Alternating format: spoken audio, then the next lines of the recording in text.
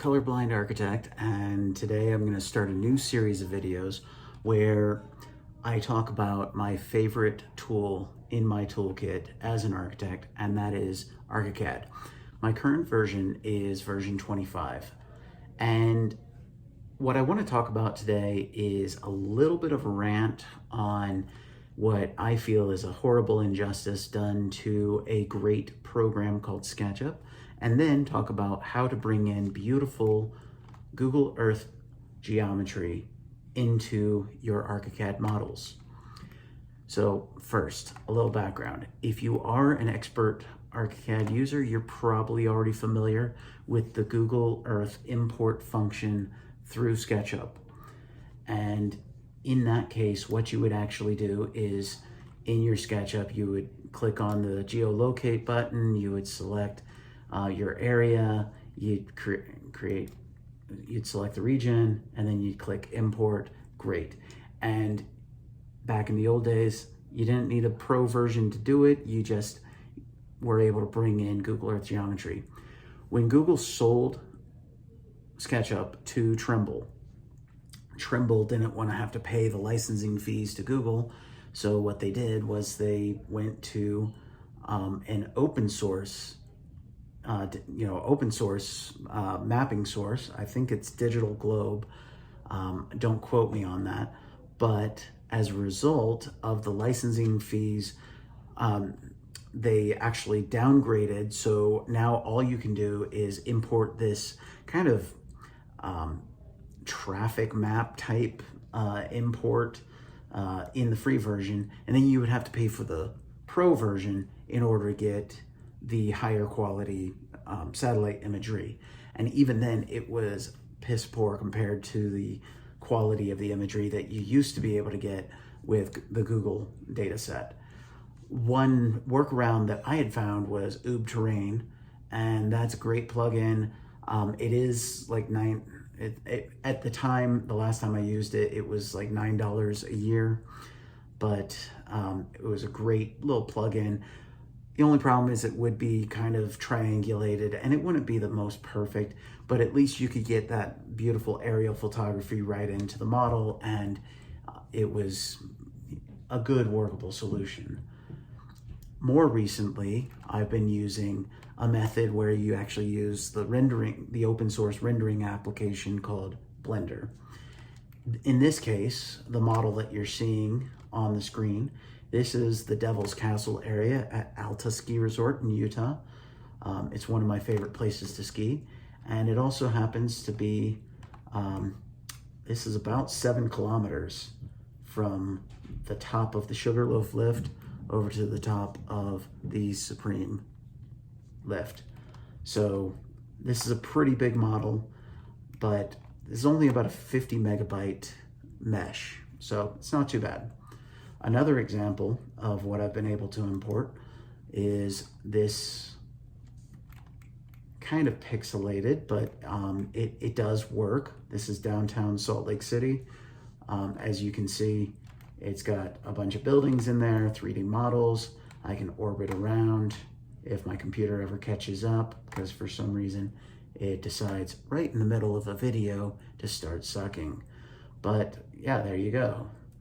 Now, obviously this isn't going to be a replacement for getting a professional survey done, nor is it going to replace 3D scanning through LiDAR or other professional grade solutions for getting real world imagery and location data into your models.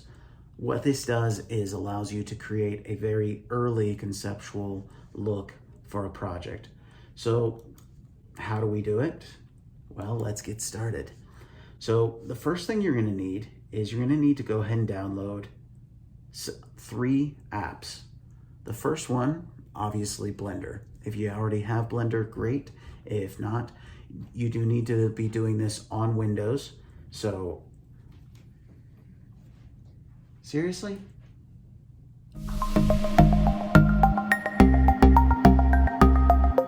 Okay. So the first thing you're going to need to do is to download Blender. If you already have Blender, just make sure you are on Windows. This workflow only works on Windows, and that is a difficult thing for me because I prefer to use the Mac personally, but I do have a Windows machine exactly for this purpose so that I can use Lumion and I can use this process. So download Blender. The next thing you need is a program called RenderDoc. This is available. By the way, these links are going to be available in the description down below. So RenderDoc, do not get the 1.15 version. Scroll on down to all stable builds to 1.6. That is the version that I got. In this case, I downloaded the 64-bit version because that is the version of Chrome that I'm also using. By the way, you will also need to make sure that you have Chrome.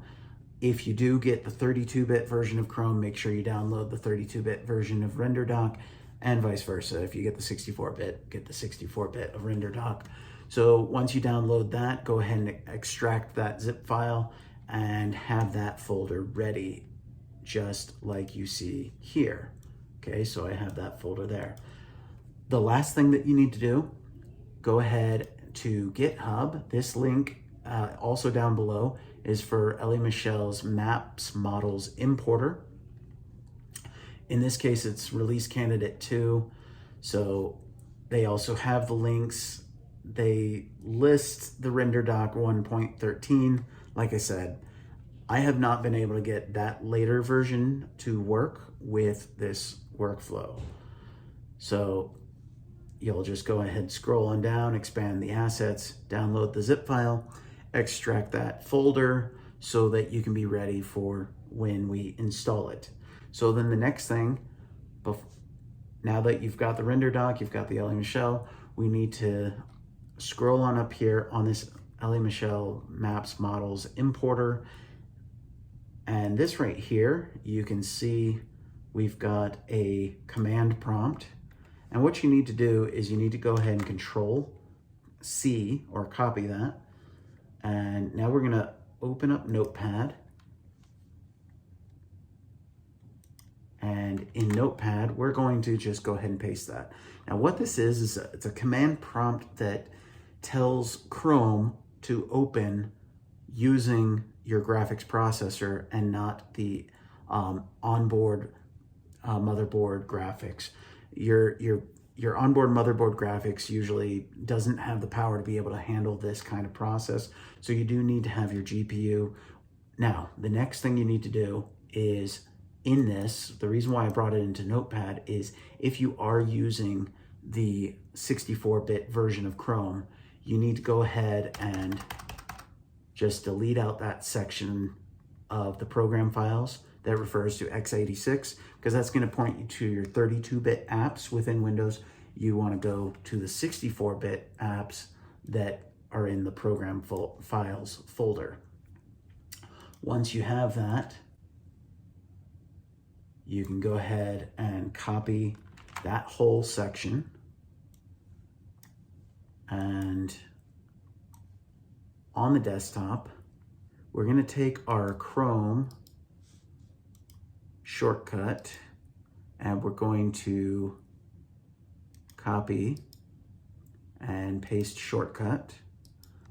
Okay, once you've copied the Chrome shortcut, you're going to go to Properties, and in this target, I'm going to delete out the existing contents of that. We're going to open up the Notepad where we've edited this command, and we're going to copy that and then paste that into the target and click Apply. Once we click OK, then we can test it out. When you open up Google Chrome using this link, you'll notice it comes up with this GPU starting with PID. That is proof that the command worked, that the Google Chrome is actually using the GPU and not your onboard motherboard graphics.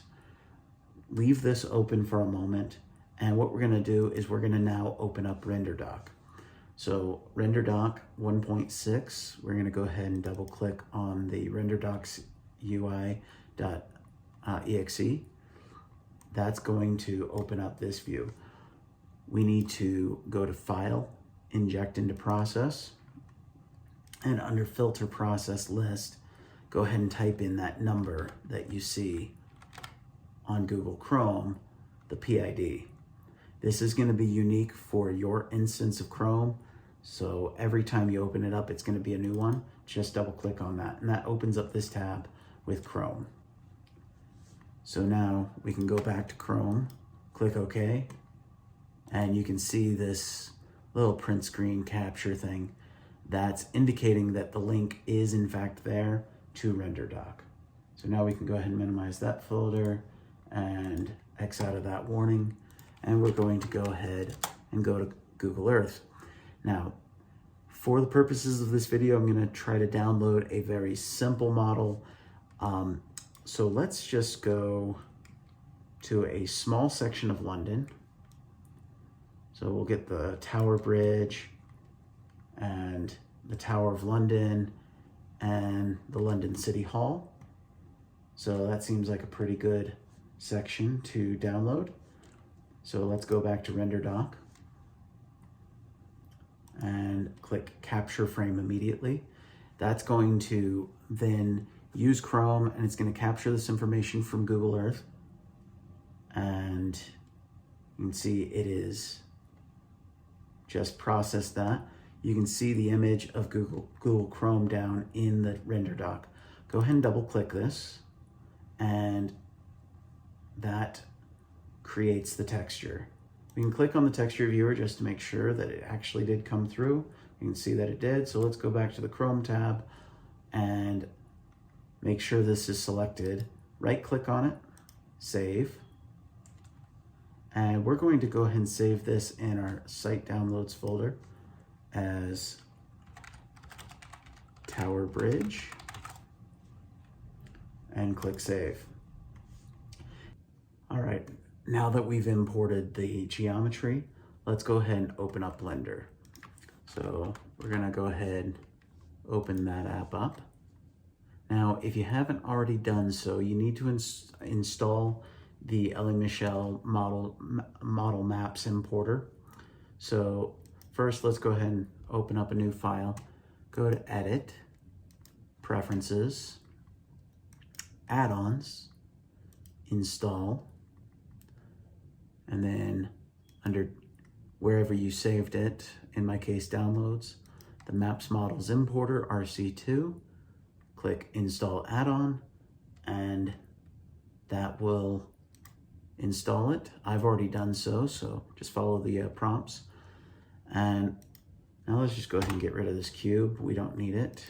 And I also don't need that camera view. And in this case, I'm gonna take that light out as well. So let's go to File, Import, Google Maps Capture. We're gonna go ahead and open up the file location, Tower Bridge RDC, that we saved from RenderDocs. Okay. This is gonna now import the RenderDocs document into Blender as a 3D model. This may take a hot minute.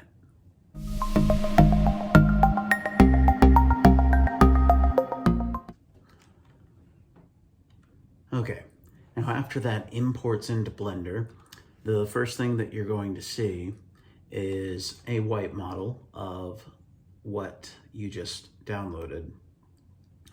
In this case, we can see this little section of London with the Tower Bridge, the River Thames, the London City Hall, and if you want to, you can also click on the render button and it will actually create this colored version. In this case, it's kind of dark because, as you saw, I deleted that light, but that's okay. In this case, our next step will be to scale this, okay? So personally, I like to go ahead and join these. So you select all, and then Control J will join them into one object. Okay, now we're going to go to View, Viewpoint, Top. Okay, and now we need to figure out a common point that we can scale it by, because unfortunately this does not come in at the same scale that it is in the real world. It's 2.82762 meters. Obviously, Tower Bridge is a lot longer than that. So in this case, we're going to go back to Google Earth, and we're going to go ahead and use the measure tool and make sure that our distance is set to meters. And using the same identifiable points within the view, we're going to go ahead and measure Tower Bridge at 290.37 meters. Okay, so now we can take 290.37 and going back to, so 290.37 divided by, and of course it would help if you could actually see the other measurement, 2.82762. And the result is 102.690602. Now, obviously this number is going to be different each time because unfortunately this is not a, it's not a very reliable process. But we're going to go ahead and copy that number into our memory. Okay, go back to Blender and let's delete that dimension. Click on the scale button, and we're going to go ahead and select this object. And over here in this editor, we're going to click inside this to see what that number is. Now we need to figure out what this scale times that number is. So this number, 0.003906, 906 times the number from before, and that brings us to a 0.401109,491. Let's just go ahead and copy that. And now we can just go ahead in each of these scale boxes, we can replace those numbers with this new number.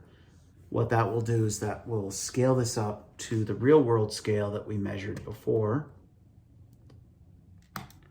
And just to verify that it worked, let's go ahead and grab the measure tool.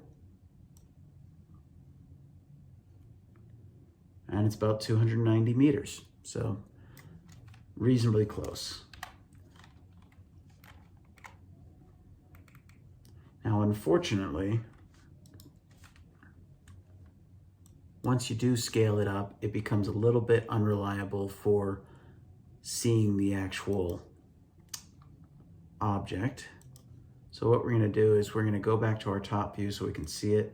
We're going to select the object and we're going to go to File. Oh, wait, don't want to forget, turn the colors on. That would be helpful. So we turn the colors back on, go to File, Export, and we're going to save it as a Collada DAE file. This Collada DAE file, we're going to go ahead and save it into a subfolder called Tower Bridge.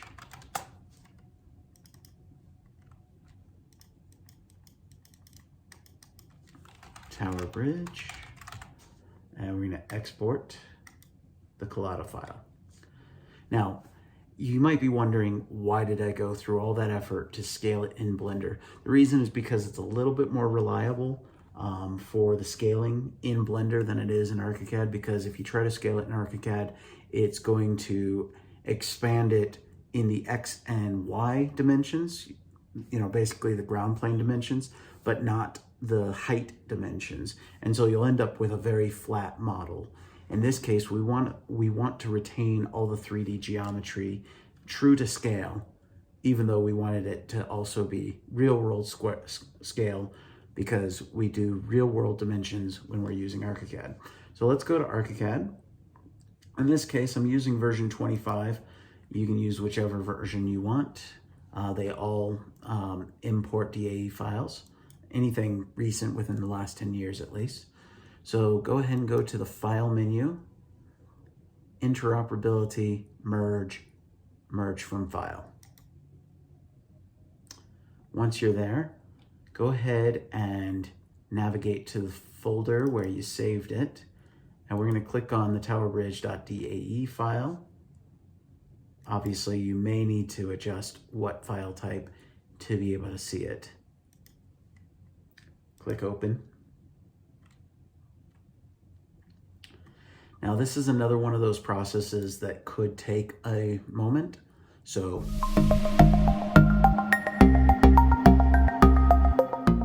once it finally imports, you'll see all these triangulated mesh objects.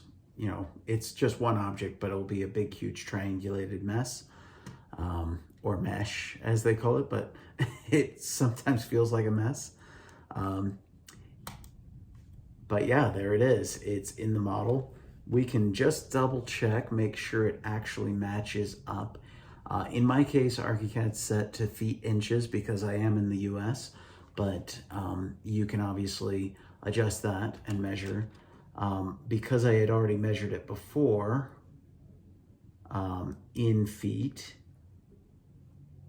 I can see that 956 feet, that is roughly the measurement that we came up with in meters. So it did come at scale. So yay. Next thing we do, F4, and let's open this baby up in 3D. And there we go. Now you may notice this is a bit slow. This is a big mesh file, so it may take a while.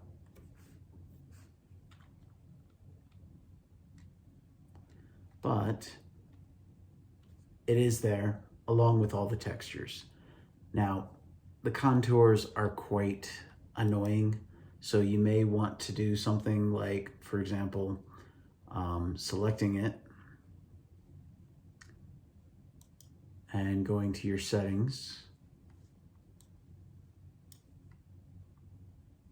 and under your symbol, change our line type to something a little bit less orange.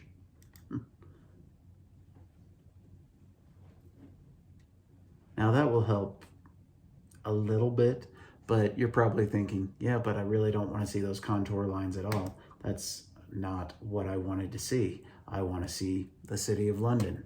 So in that case, we're going to go up to View, 3D View Options. If you already have a 3D view set up for that, that's great. If not, you can go to this 3D Styles, and under that one, we can go ahead.